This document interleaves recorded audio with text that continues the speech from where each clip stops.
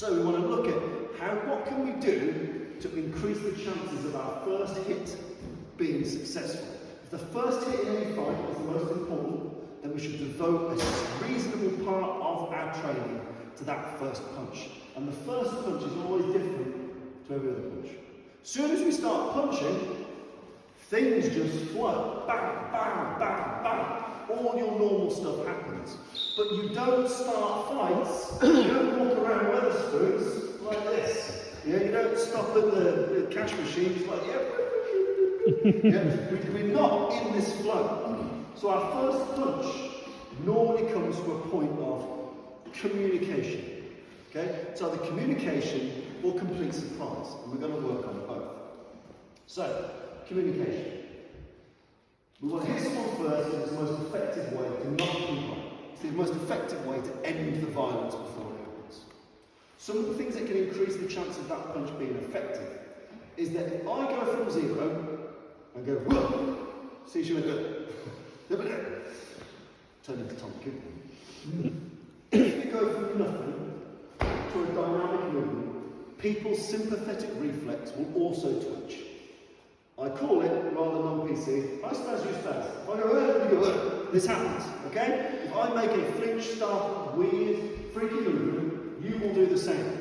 So if we're rowing and arguing, and I just quickly do that, odds are you're going to pretty quickly also fire that shot. And it'll be down to who's got the fastest, bestest, strongest, most effective shot from there. You can't control that. So, some of the principles of a preemptive shot. First, is that if your hands are already in motion, it's much, much harder for you to realise something coming towards you. Yeah?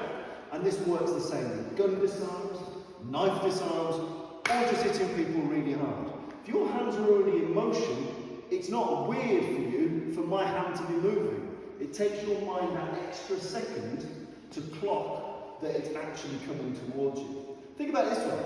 If a car's moving at 10 miles an hour, it can get to 30 pretty fast.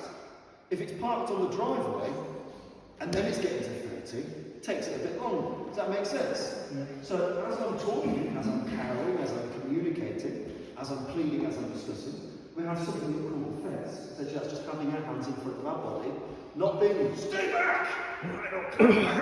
It's about just talking, being normal. Yeah? Keep your chin down as much as you can, try and plead, dissuade, argue, whatever you need to do to get out of the situation. But your hands should always be moving like an Italian.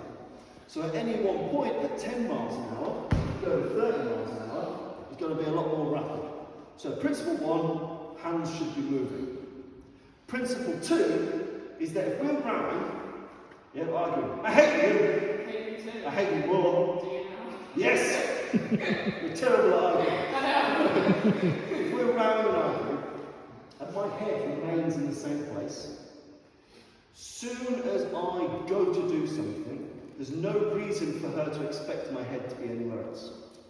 Because her computer for the past 40 seconds, 2 minutes, 5 minutes, 10-minute car park argument, whatever, has logged that Tommy Moore's head is here and has remained in this space. Her computer has locked in, it's at this range and at this height.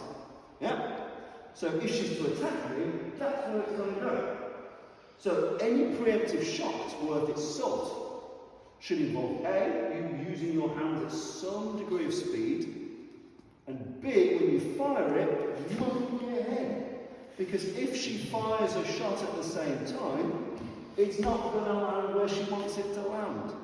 She's going to be thinking, I'm going to smack him right on the jaw in a minute. You know, she's getting really angry at that car and that's my space. That's my speed.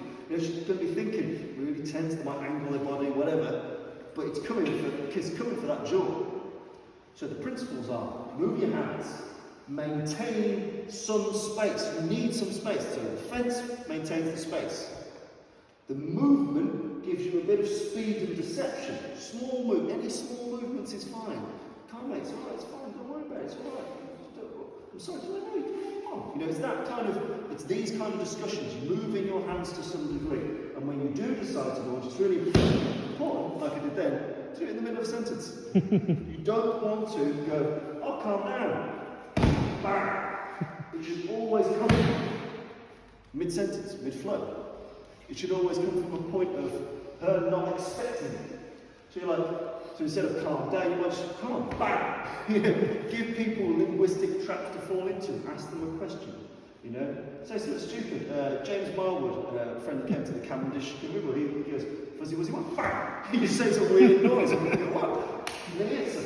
Fuzzy wuzzy what? That's what you want. But my overarching principle, lots of people that cover this really well, but if I was to boil it down for you, I want you to play with this. Hands in motion. Maintain some space. So as we move, we've got to be a bit dynamic. Yeah, so I want to make sure that there's a bit of space, yeah, between me and this man. I'm maintaining some space. I don't want to allow here. I don't want to allow that. That's what my fence is for. My fence is here. We're talking. Bang! We fire that shot. My head should move as I land that shot. Make sense? Yeah.